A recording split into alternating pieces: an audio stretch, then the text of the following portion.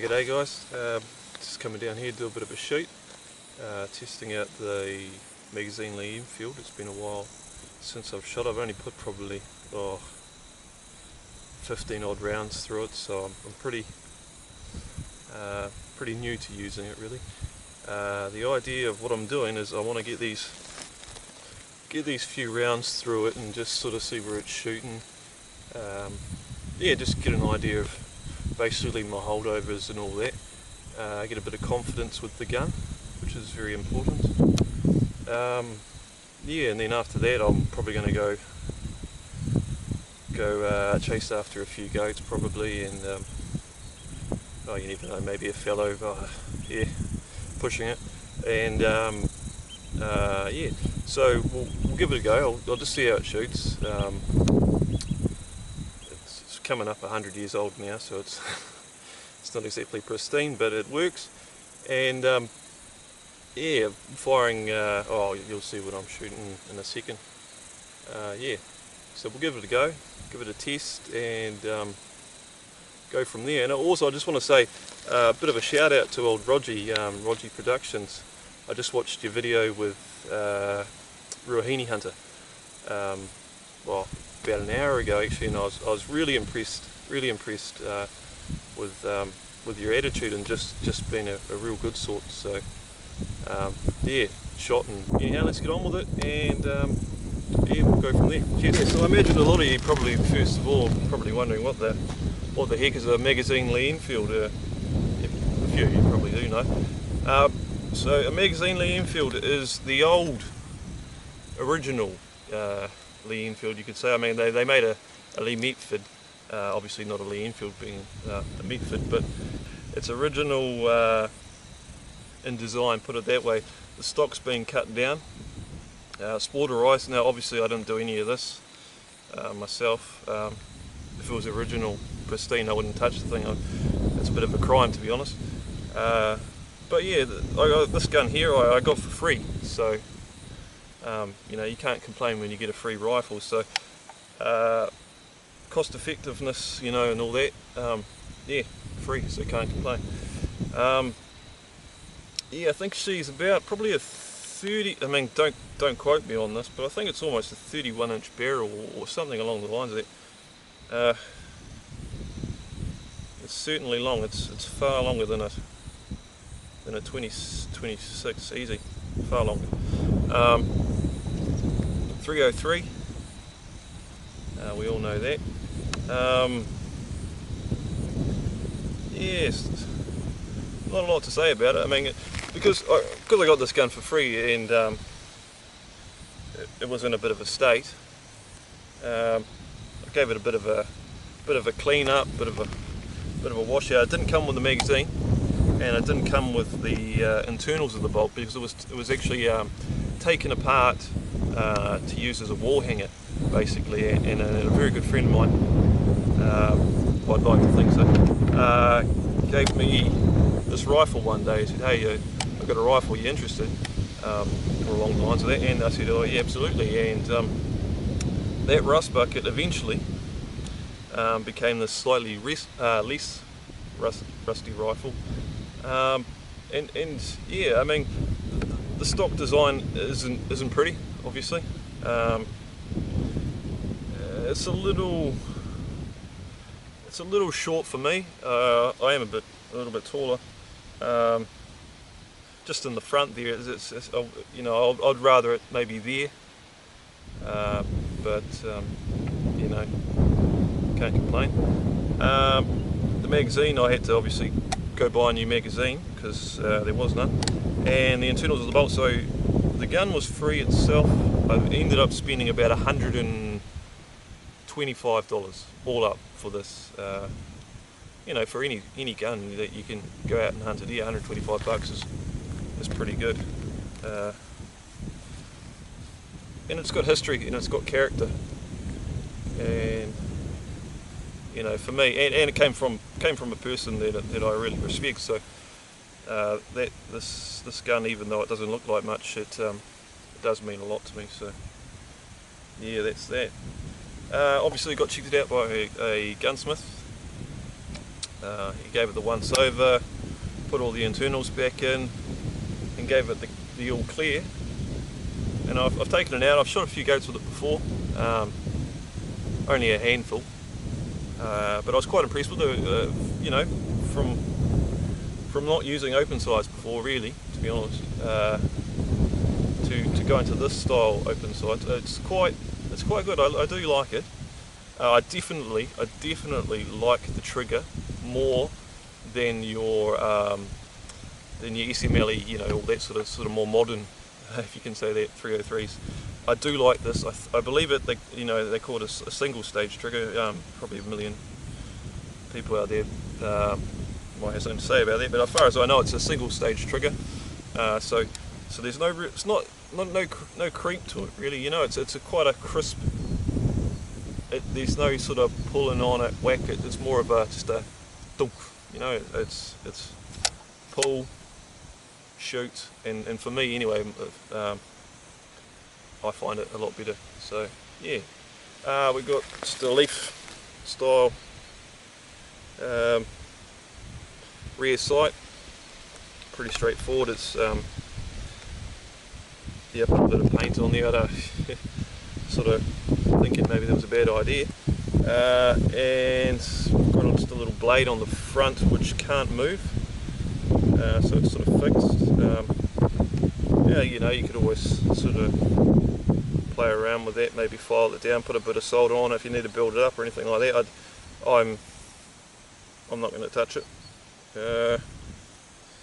Yeah, so that's that, and it's 5 groove, from what I know, 5 groove barrel.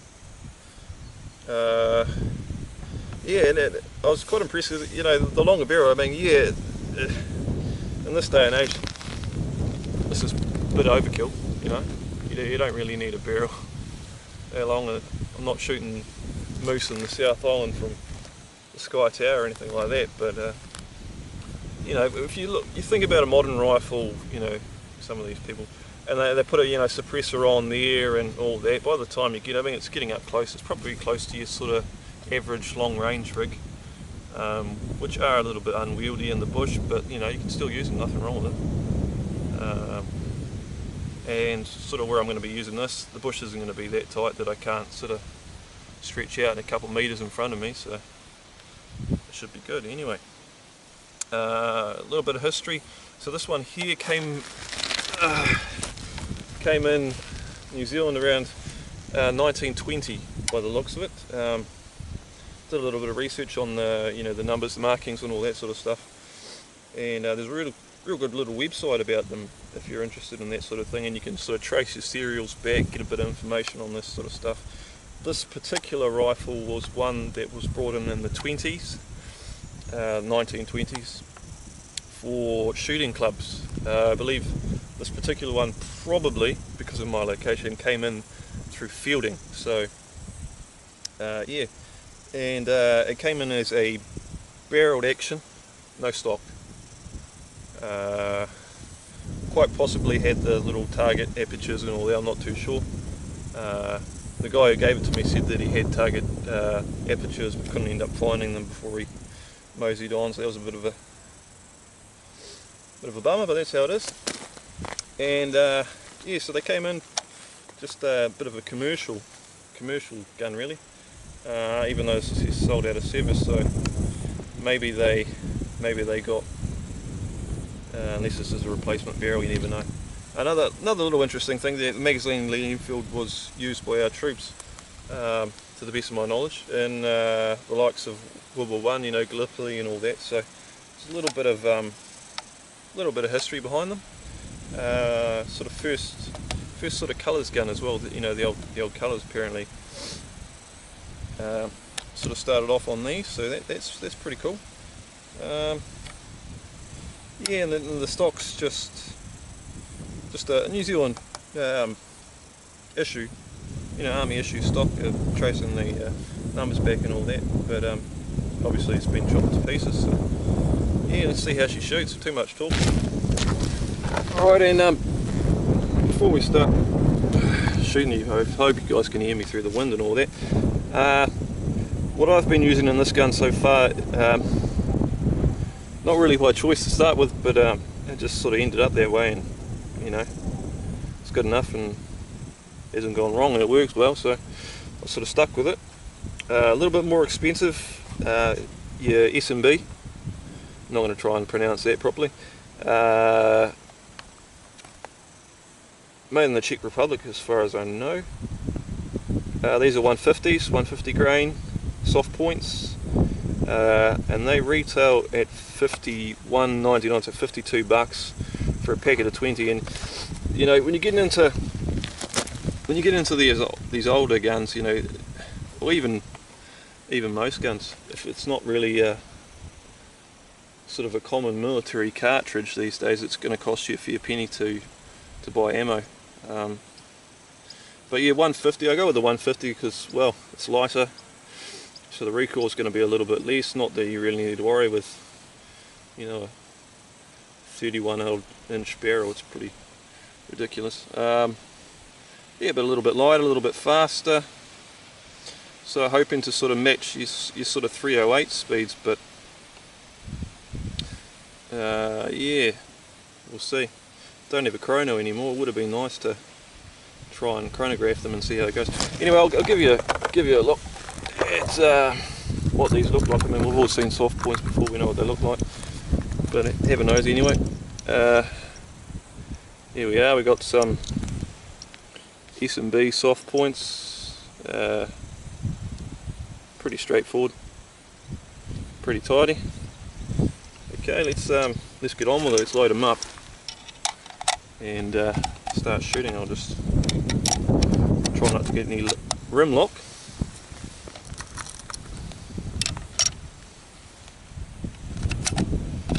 In case anyone's wondering, you probably aren't.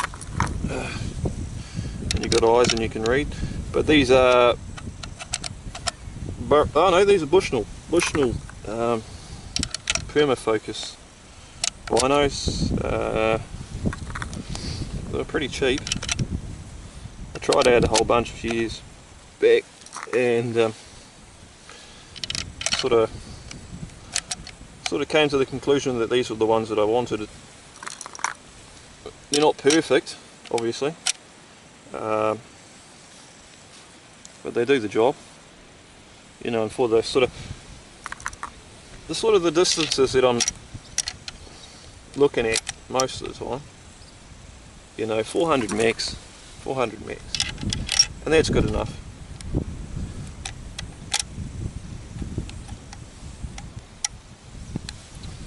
Haven't been counting. Must be getting close to 10.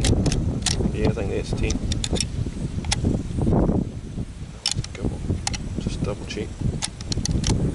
Yeah, no, that's 10. Alright. 10 shot box mag. All seen them before. With the Enfields, you probably already know, but these magazines, not all, I think, they may, maybe none of them are interchangeable, I'm not too sure. But I definitely know that the Magazine Lee Enfield isn't interchangeable with your SMLEs and all that sort of stuff. So keep that in mind if you see a cheap 303 mag and you think, oh yeah, you can just chuck it in. No, it's just not the case. It has to be the right mag for the gun. But anyhow, let's get shooting. Alright, so here we have my very close range target setup. Probably only about, let's just call it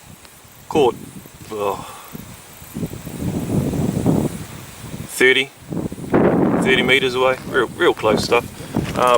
I have gone up obviously and checked the backing behind that, so we've got another log behind that log, and we've also got a mound of stones down at the river, and then behind that on the other side there's another bank as well, so well above the target, so plenty safe enough.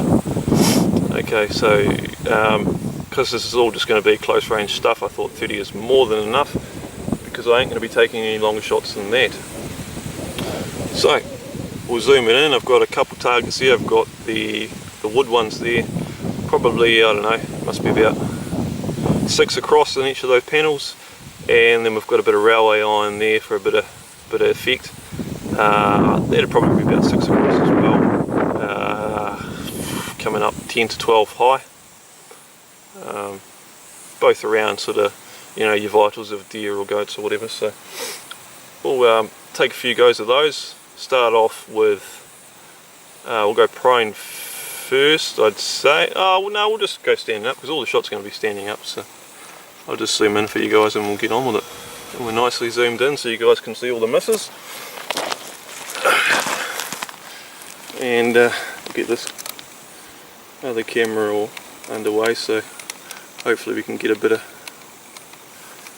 action.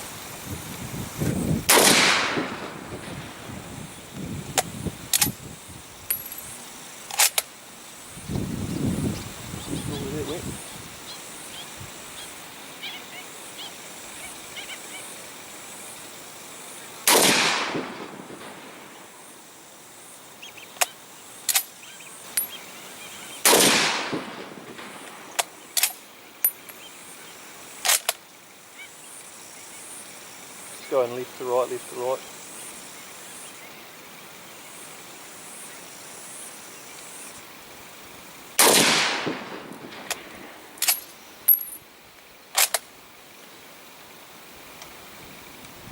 Recoil's pretty mild.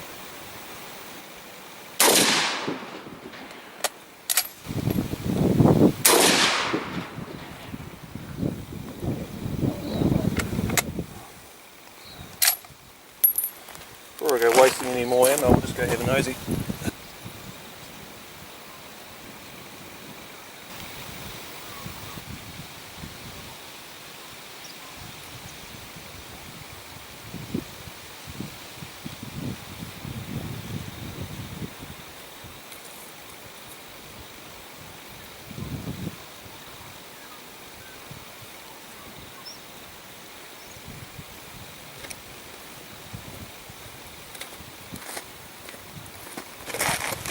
Yeah, so they're all quite low.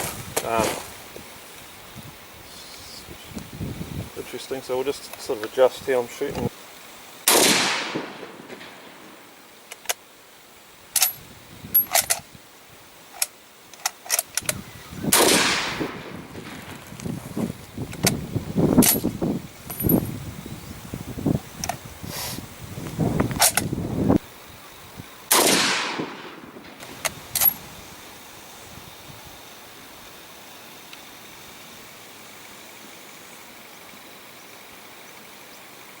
So unfortunately we had a bit of an issue with the action cam.